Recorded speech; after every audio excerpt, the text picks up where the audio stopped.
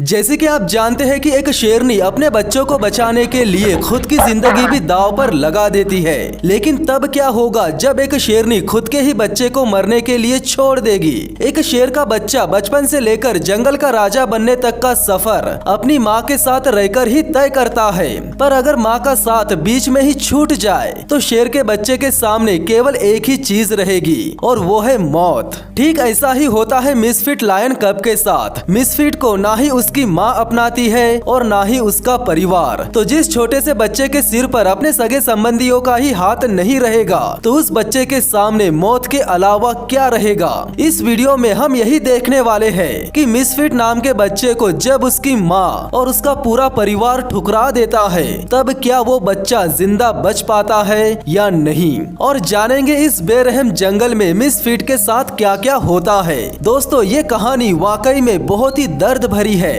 इस वीडियो को आखिरी तक जरूर देखिए और चैनल पर नए हो तो चैनल को सब्सक्राइब जरूर कर लेना और साथ ही साथ बेल आइकन को भी दबा देना ताकि इसी तरह की इंटरेस्टिंग वीडियोस की नोटिफिकेशन आप लोगों तक सबसे पहले पहुंच सके। नमस्कार दोस्तों, मेरा नाम है विकी पाटिल और स्वागत है आपका फैक्ट लिमिटेड चैनल पर। दोस्तों इस कहानी को आगे बढ़ाने से पहले मैं आपको बता देना चाहता हूँ कि टाइगर T24 की फुल डॉक्यूमेंट्री 31 मार्च को अमेज़न प्राइम पर रिलीज होने वाली है, जिसके डायरेक्टर है वारेन पेरीरा। टाइगर T24 यानी उस्ताद नाम का ये टाइगर ना केवल इंडिया में बल्कि पूरी दुनिया में मशहूर है। रणथंभौर नेशनल पार्क में राजा की तरह जिंदगी जीने वाले टाइगर T24 के साथ ऐसा क्या हो गया था कि उसे जंगल से हटाकर उदयपुर के सज्जनगढ़ बायोलॉजी पार्क के पिंजरे में कैद कर दिया गया। आखिरकार कौन था टाइगर T24 जिसकी आजादी के लिए इंडिया के लाखों लोगों ने आवाज उठाई थी। ऐसा क्या हो गया था कि टाइगर T24 का केस न केवल सुप्रीम कोर्ट में चला गया था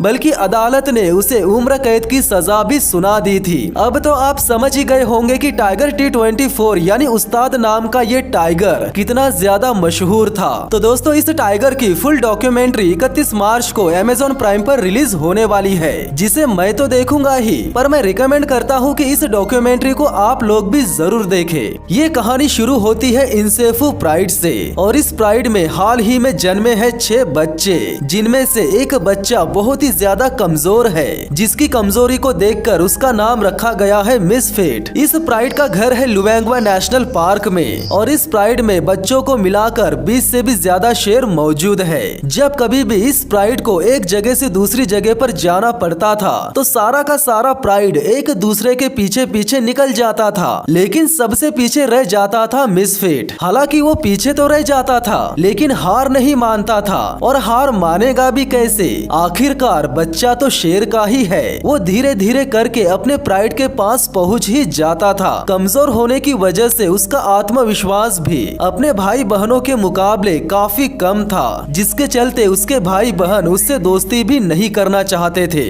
इसी की वजह से मिसफिट प्राइड में रहते हुए भी अकेला पड़ गया था। रात के समय शेर के बच्चों पर खतरा हमेशा मंडराते रहता है और उस वक्त खतरा सबसे ज्यादा बढ़ जाता है जब बच्चों की माएं शिकार पर निकल गई हो। इस प्राइड की शेरनियां जब कभी भी शिकार करने जाती थी तब इस प्राइड की रक्षा 2 शेर करते थे, जिन्हें चीफ और नॉच के नाम से जाना जाता था। एक दिन रात के समय दोनों शेर अपने इलाके की हिफाजत करने के लिए इलाके के आखिरी छोर पर मौजूद थे और शेरनियां अपने बच्चों को इलाके के महफूज जगह पर छोड़कर उनके आसपास से शिकार करने निकल गई। सबसे पहले तो शेरनियों ने एंटीलोप को पकड़ने की कोशिश की लेकिन पकड़ नहीं पाए। उसके बाद शेरनियों ने भैंसों के झुंड पर हमला कर दिया, लेकिन इस हमले में भी उनके हाथ एक भी भैंसा नहीं लगा। लेकिन इन सब का शिकार करने के दौरान भगदड़ जरूर मच गई, जिसके चलते इन शेरनियों के बच्चे इधर उधर बिखर गए। सुबह होने के बाद पता चला कि उस जगह पर केवल अकेला मिसफिट ही था जहां शेरनियों ने बच्चों को रहने के लिए कहा था। बाकी सारे बच्चे उस जगह से इधर उधर निकल चुके थे और 2 बच्चे तो अपने घर से कुछ ज्यादा ही दूर चले गए थे, जिन्हें कुछ देर बाद प्राइड की एक शेरनी ने पकड़ कर लाया। जिसके बाद धीरे धीरे करके प्राइड की शेरनियों ने अपने सारे बच्चों को ढूंढ लिया। जैसे कि सभी शेरों के बच्चों का बचपन मस्ती करते हुए और एक दूसरे से लड़ाई करते हुए बीतता है,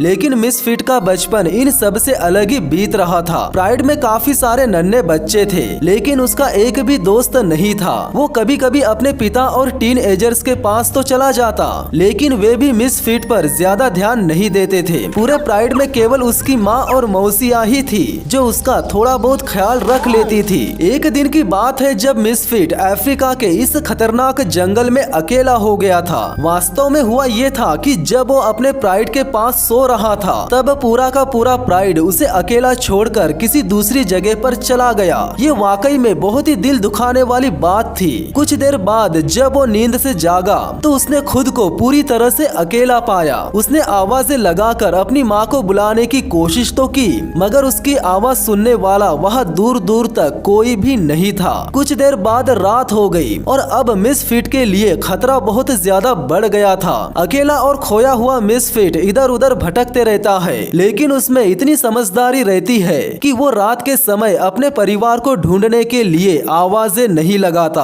अगर वो गलती से भी आवाजें लगा लेगा तो वो किसी न किसी शिकारी जानवर की नजर में आ सकता है। अकेले रहने की आदत से मिसफिट घबराता नहीं है और धीरे धीरे आगे बढ़ते रहता है, जिसके बाद वो इम्पाला और कुकू के झुंड के काफी करीब पहुंच जाता है कि तभी वहाँ एक तेंदुआ आ जाता है। और मिसफिट की किस्मत इतनी बेकार रहती है कि वो तेंदुए की नजर में आ जाता है और मिसफिट भी उस तेंदुए को देख लेता है, जिसके चलते मिसफिट इतना ज्यादा डर जाता है मानो उसके शरीर से जान ही निकल गई हो। लेकिन वो तेंदुआ मिसफिट को देखते ही उस पर हमला नहीं करता। वो ये क्लियर करने की कोशिश करता है कि मिसफिट के आसपास कोई दूसरे शेर तो नहीं है। लेकिन जब उसे पूरी तरह से क्लियर हो जाता है कि मिसफिट अकेला है, तब वो मिसफिट का शिकार करने के लिए तैयार हो जाता है। लेकिन तभी एक हिप्पो मिसफिट और तेंदुए के बीच में आ जाता है और वो तेंदुए को खदेड़कर भगा देता है। यानी एक हिप्पोपोटेमस ने एक लायन कब की जान बचा ली। उधर दूसरी तरफ टीनएजर्स और उसके भाई बहनों का खाना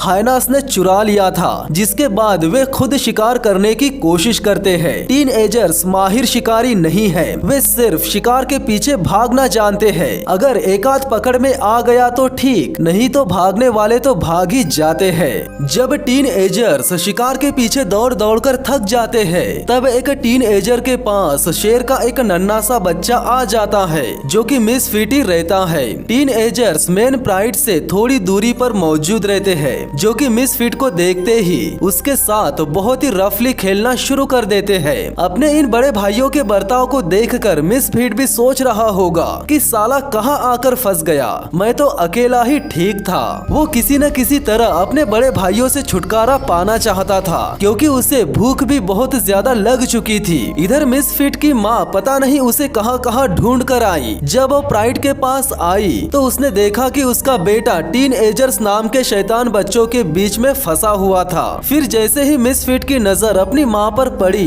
तो वो तुरंत अपनी माँ के पास दौड़कर चला गया। अब मिसफिट पूरी तरह से सेफ था, क्योंकि मिसफिट की माँ ने टीनएजर्स को डरा धमका कर भगा दिया था। देखा जाए तो शेर के ऐसे बहुत ही कम बच्चे देखने को मिलेंगे जो ऐसी खतरनाक रात का सामना करके जिंदा बच पाए हो। लेकिन मिसफिट में कुछ तो ऐसी बात जरूर होगी जिससे वो हर मुश्किलों का सामना बड़ी ही बहादुरी से कर लेता था। हालांकि मिसफिट इस वक्त अपने परिवार के साथ सेफ है, लेकिन बीती भयानक रात ने उसे बहुत कुछ सिखा दिया है। मिसफिट को छोड़कर पांचों बच्चों की प्रैक्टिस जोरों शोरों से हो रही थी। एक ताकतवर शेर बनने के लिए उन्हें इस तरह की प्रैक्टिस करना बहुत जरूरी है, लेकिन मिसफिट इस तरह की उछल कूद करने के लिए तैयार नहीं है। उसको चलने में भी दिक्कत हो रही है, इसीलिए दूसरे कब्ज उस पर बिल्कुल भी ध्यान नहीं दे रहे हैं। कुछ देर बाद वो लंगड़ाते हुए अपनी माँ के पास दूध पीने के लिए जाता है, लेकिन उसकी माँ उसे दूध नहीं पिलाती। फिर वो अपनी मौसी के पास जाता है, लेकिन मौसी भी उसे दूध नहीं पिलाती।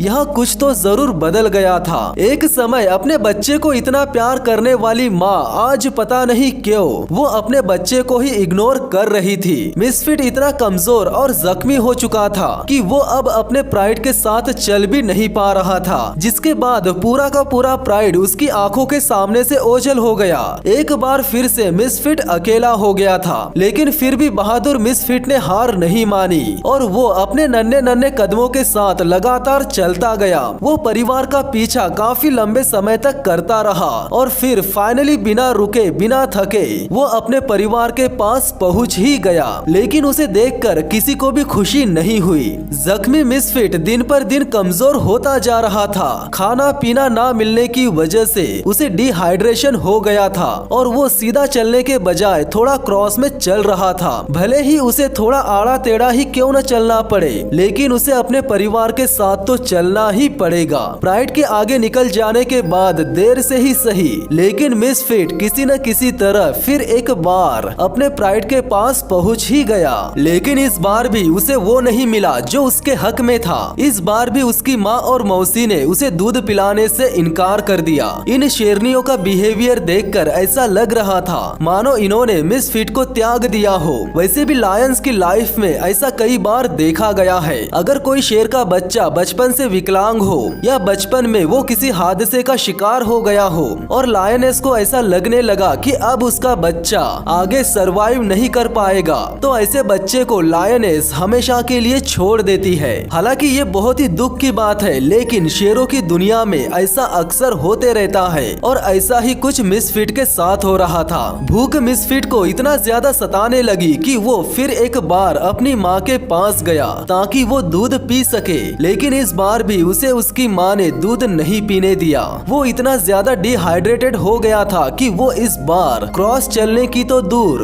वो जगह पर ही गोल गोल घूम रहा था। बाकी का प्राइड एक वाटर होल के पास बैठकर पानी पी रहा था और मिसफिट उन्हें ढूंढते हुए पानी के साइड में मौजूद एक ऊंची जगह पर चला गया, जहाँ से उसे पानी और उसका परिवार दोनों नजर आ रहे थे। चाहता तो वो सीधे रास्ते से जाकर अपने परिवार के साथ पानी पी सकता था, लेकिन उसे भूख प्यास इतनी जोर से लगी थी कि उसे कुछ समझ में ही नहीं आया और वो ऊंचाई से ही नीचे उतरने लगा और नीचे पानी में इंतजार कर रही थी उसकी मौत। मिसफिट की माँ ने खतरे को भांप लिया था और वो अपनी आंखों के सामने अपने एक भी बच्चे को इस तरह मरते नहीं देख पाती। इसीलिए वो आवाजें लगाकर न केवल मिसफिट को अलर्ट करती है बल्कि बाकी बच्चों को भी अलर्ट करती है। लेकिन कंफ्यूज्ड मिसफिट गलत रास्ते से ही नीचे उतरने लगा और पानी में मौजूद मगरमच्छ उसके आने का इंतजार कर रहा था। इससे पहले कि मिसफिट मगरमच्छ के हाथों लग पाता, उसकी माँ तुरंत उसके पास पहुंच गई और उसे बचा लिया।